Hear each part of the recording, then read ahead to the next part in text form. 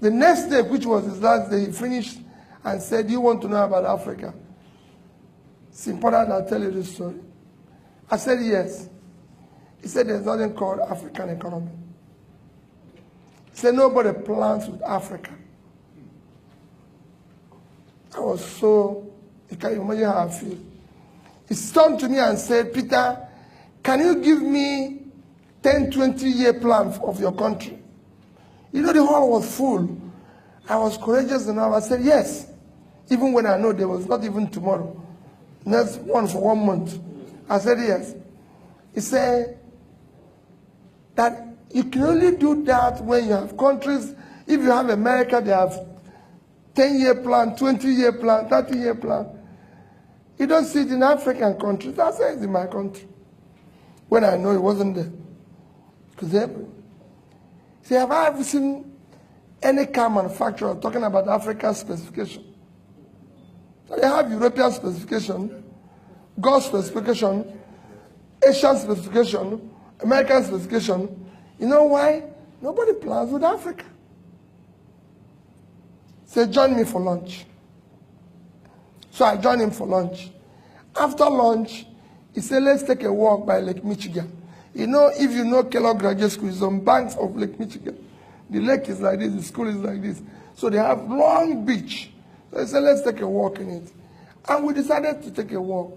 As we were starting the walk, he said to me, "Do you have any of your country's currency?" This was 2001. The highest denomination was 100 naira. I brought it out. I gave it. He said, "How much is it?" I said, 100 naira. He brought out $100. He said to me, "Which of these two currencies do you prefer?" I told him dollar. He said, "Why?" I told him that it's 100 naira to $1. So his own is 10,000 naira. My own is 100 naira.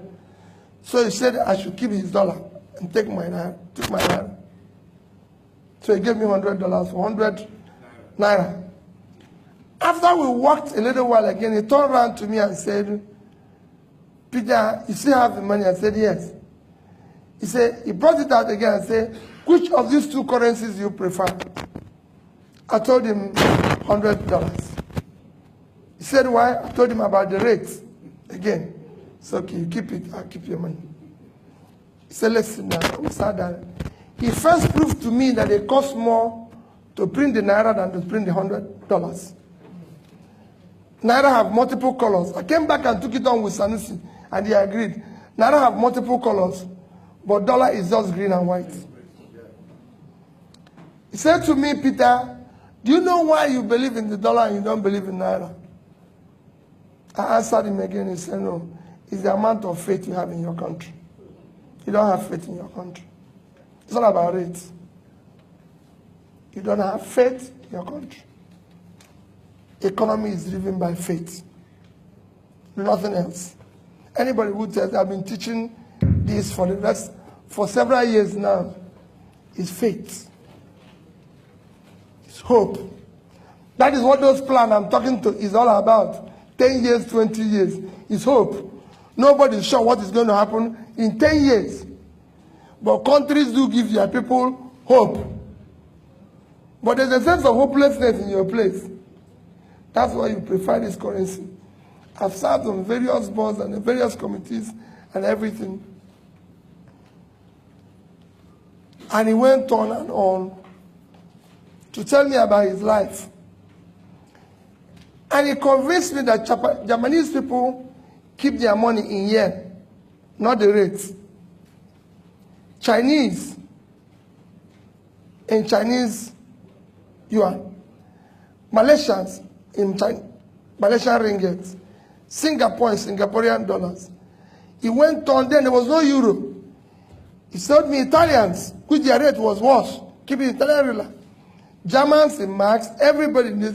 But the Africans don't keep it because they don't have faith in their continent. So they give it to the dollar and make the dollar stronger. Because they prefer to put their money here and build in America. Now he is a lecturer. He drives S-Class. The wife is the lecturer, he drives the Lexus. Your daughter is a lecturer, that's a Lexus. The lecturers in your place don't drive such cars, don't live such life. And they said to me, can I ask you for a favor? Just to tell you a story. I said, yes. He said, go back to your country and participate in building public wealth. Public wealth enriches everybody. Individual wealth impoverishes everybody. All of you want to make private money. It does not enrich anybody.